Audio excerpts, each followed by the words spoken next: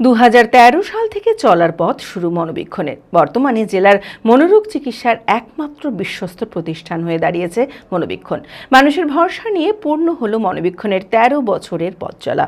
আর 13তম বর্ষপূর্তি উপলক্ষে বুধবার বহরমপুর রবীন্দ্র সদনে এক সাংস্কৃতিক অনুষ্ঠানের আয়োজন করা হয় মনোবীক্ষণের পক্ষ থেকে। একাধিক বিশিষ্ট চিকিৎসকেরা উপস্থিত ছিলেন এদিনের সাংস্কৃতিক সন্ধ্যায়।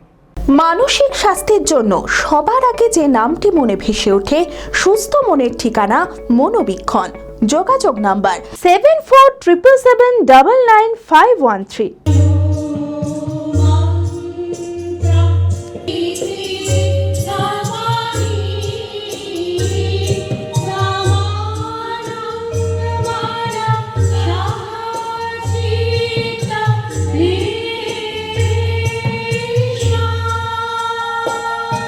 বহরমপুর শহরে একটি সরকারি মানসিক হাসপাতাল থাকলেও সাধারণ মানুষের মধ্যে মানসিক স্বাস্থ্য সম্পর্কে কোনো সচেতনতা না থাকায় মানসিক চিকিৎসা ব্যবস্থা নিয়ে ভাবিয়ে তুলেছিল এই দুই চিকিৎসক দম্পতিকে।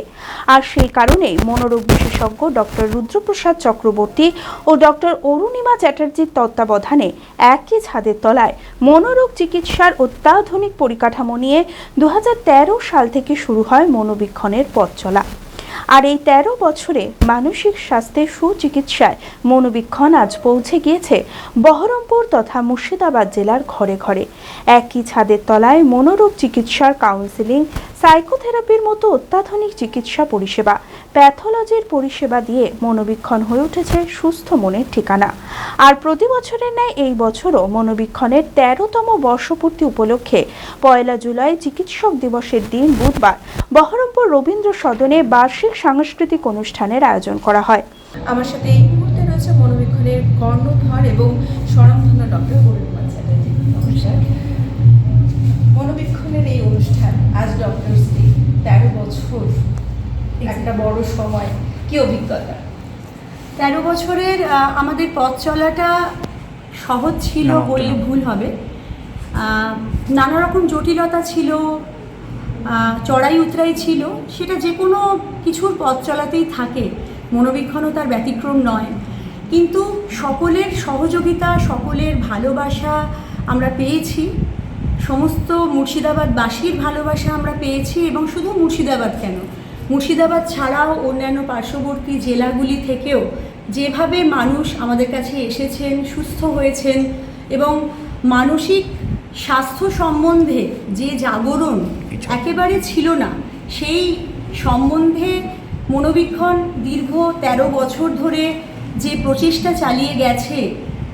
মনোবীক্ষণ জানাতে চেয়েছে যে শারীরিক অসুখের পাশাপাশি মানসিক অসুখও সমানভাবে গুরুত্বপূর্ণ। অ্যাকচুয়ালি 2013 সালে যখন আমরা মনোবীক্ষণ শুরু করি, তখন আমরা দেখি যে জনমানসে মানসিক স্বাস্থ্যর প্রয়োজনীয়তা, তার ট্রিটমেন্টের প্রয়োজনীয়তা সম্পর্কে কোনো রকম সচেতনতা নেই। তো সেই থেকে আমরা একটা বলতে পারেন শপথ নিই যে আমরা এমন কিছু একটা তৈরি করব যেখানে মানুষ নিজের সমস্যাটা বুঝতে পারবে, মানুষ বুঝতে পারবে এটা আমার সমস্যা, এটা ট্রিটমেন্ট দরকার। তো সেই জন্যে আমরা অ্যাকচুয়ালি বহরমপুরের বর্ন অ্যান্ড ব্রট আপ নয়, 2008 সালে আমরা বহরমপুরে এসেছিলাম এবং তারপর থেকে কন্টিনিউয়াসলি FM রেডিও এবং টিভিতে আমরা বিভিন্ন অ্যাওয়ারনেস প্রোগ্রাম, টক শো করতে থাকি। এবং আনন্দের কথা যেটা, যে শুধুমাত্র যে মনোবীক্ষণ আজ 13 বছর পেরিয়ে 14 বছরে পা দিয়েছে এবং এগিয়ে চলছে, তার থেকেও বড় কথা, যে জায়গায় মানসিক রোগ সম্বন্ধে কোনো জাগরণ ছিল না, সেই জায়গায় আজ রোগীরা আমাদের কাছে এসে বলেন, ম্যাডাম আমি ডিপ্রেশনে ভুগছি, ম্যাডাম আমি OCDতে ভুগছি, আমি প্যানিক ডিসঅর্ডারে ভুগছি।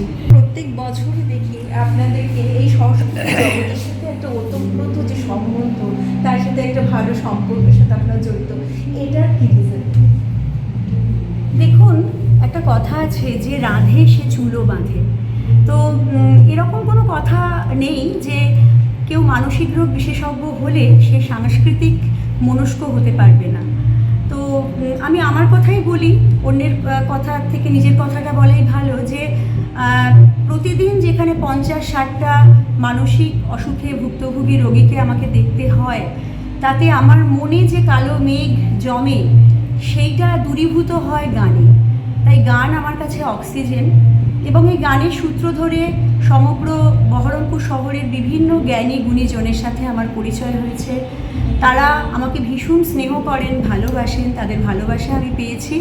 এবং আমার মনে হয় যে জীবনের সমস্ত দিকটাকেই দেখে নেওয়া উচিত।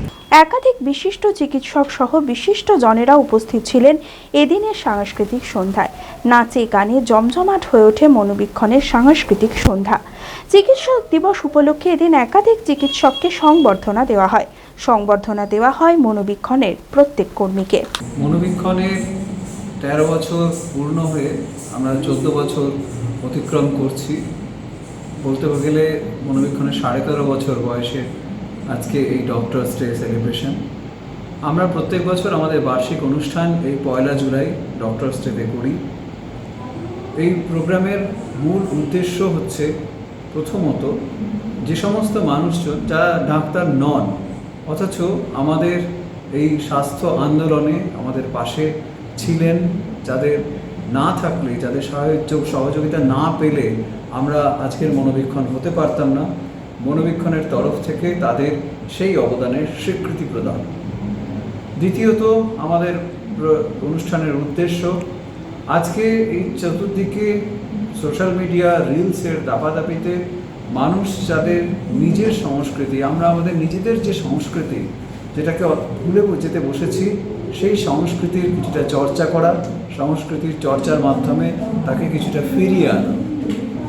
আর তৃতীয়ত সবার কাছে এই বার্তা দেওয়া যে সুস্থতা বা জনস্বাস্থ্যের জন্য যেমন চিকিৎসকদের প্রয়োজন, ঠিক তেমনি বাকি যারা রয়েছেন তাদের প্রত্যেকের সহযোগিতাও সমানভাবে দরকার।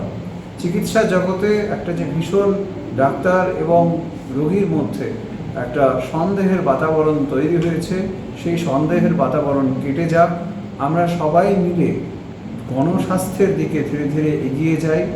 এই অনুষ্ঠানে আমরা সেই বক্তব্যই জনমানুষে দেবার চেষ্টা করছি। মানসিক স্বাস্থ্যের জন্য সবার আগে যে নামটি মনে ভেসে ওঠে, সুস্থ মনের ঠিকানা মনোবীক্ষণ। যোগাযোগ নাম্বার 7477799513।